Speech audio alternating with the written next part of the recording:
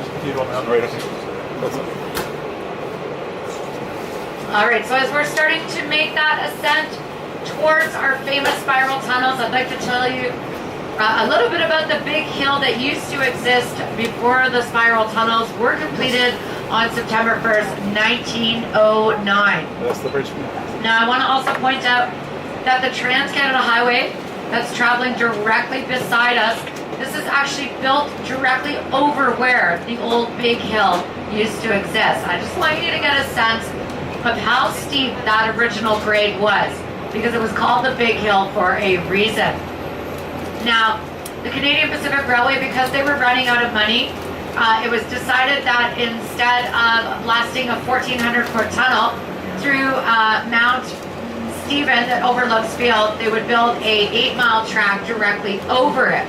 Now, this meant that they would have to obtain special permission from the government in order to do so, because this meant trains would have to travel 16 kilometers or 10 miles, and it meant that they would have to ascend or descend 330 meters or 1,070 feet on a 4.5% grade. So get a load of this. Imagine being a train coming down this hill, screaming down this hill, and you lose control. I mean, it could very well happen. It happens to trucks traveling along the highway.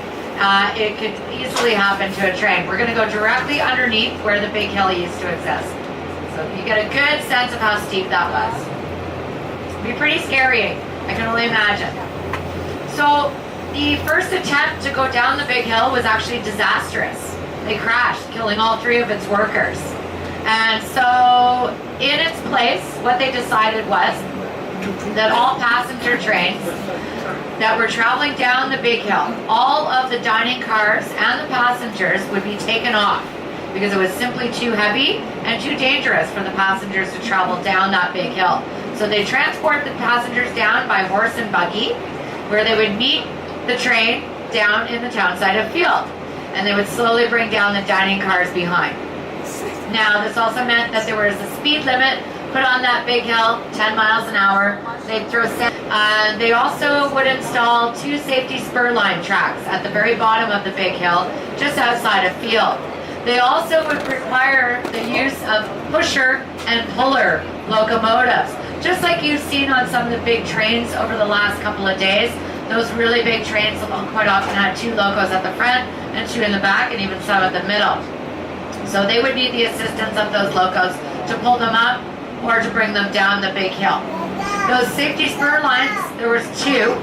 So what happens is if you were traveling down the Big Hill, the engineer conductor, if he had control of his train, he would give 1 sharp pull of the whistle.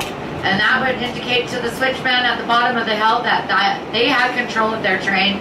They could remain on the main line and travel safely into the town side of Field.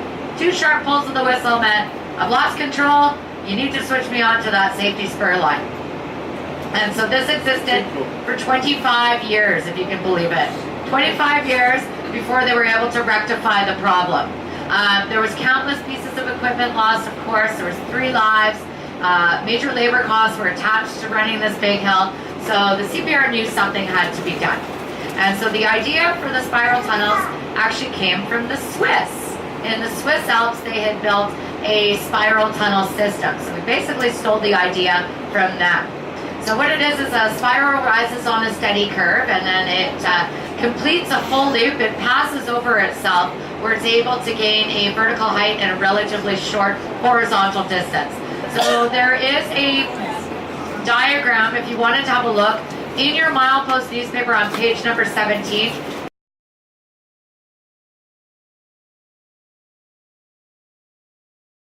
We're going to be in the spiral, 3,255 feet long, 290-degree turn, and we're going to be exiting 50 feet higher than when we entered.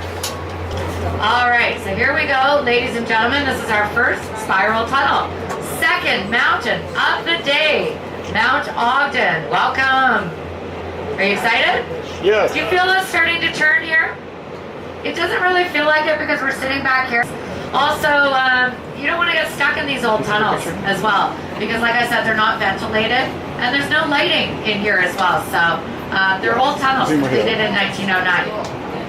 Now, when we exit this tunnel and see it, does everyone feel which way we're turning? To the left, correct. Yeah, so we're turning to the left, 236 degrees, and we'll be exiting 56 feet higher than when we entered. So originally that was a grade of 4.5. They had to lessen the grade to 2.2. So basically a real grade is expressed for feet every 100 feet. So say a 2.2% grade would rise 2.2 feet for every 100 feet, if that makes sense. So 4.5 was legally brought down to a 2.2% grade, which is the legal grade on the Canadian rail line as of today. All right, so here we go.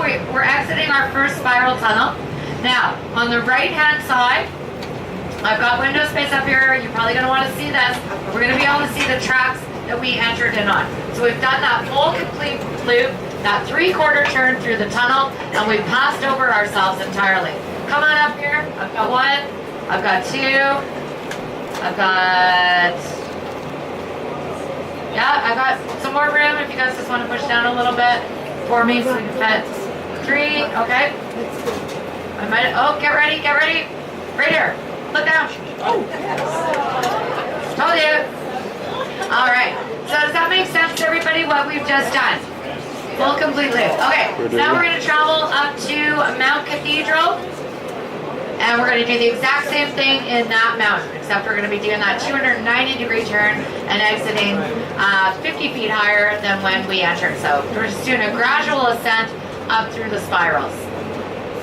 Now, the construction for the spiral tunnels would start back in 1907. Believe it or not, it only took 2 years to build, and this is what I find unbelievable. It was built on time and on budget.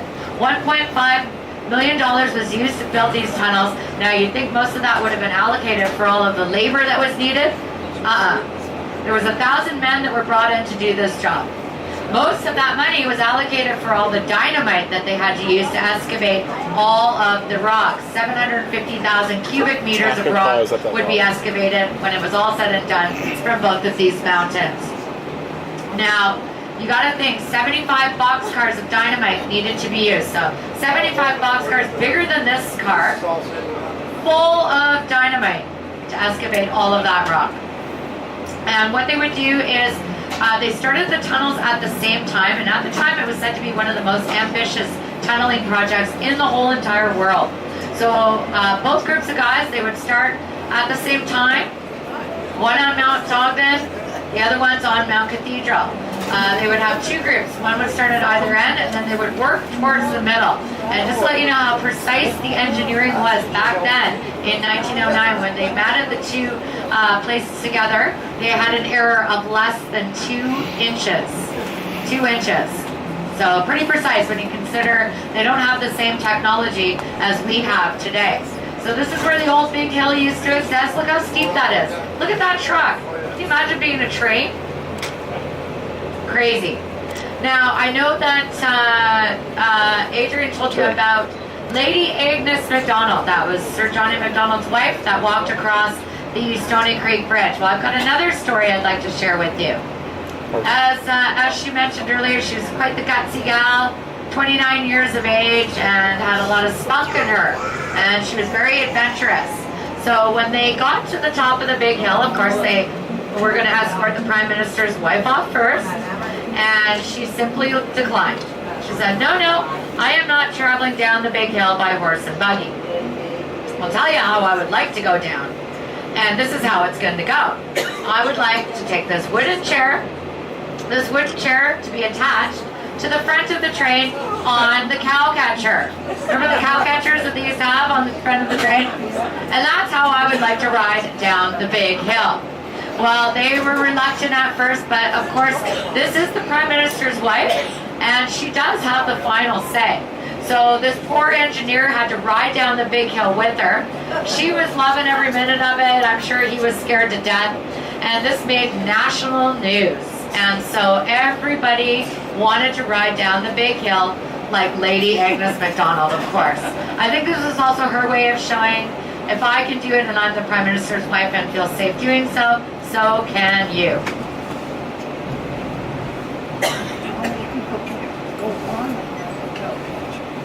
Okay, with that, to the next one. Now also, I just want to point out these old tunnels that we're seeing. We saw the Connaught Tunnel. We've seen the first of the lower spiral tunnels.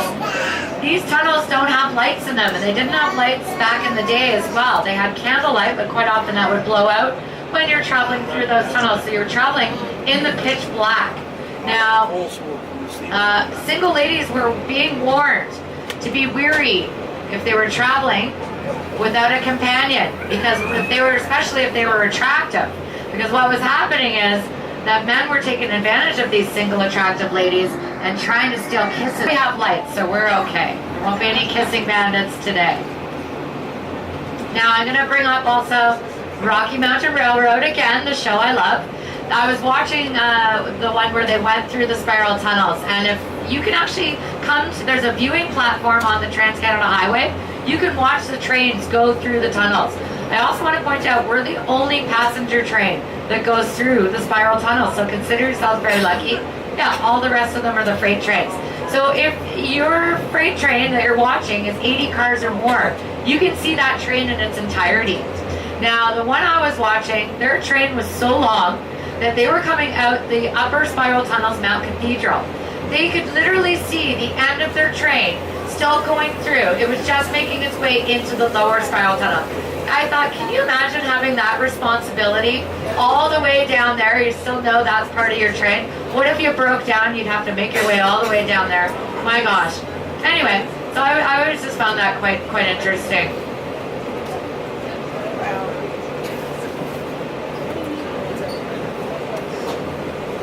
Here we go.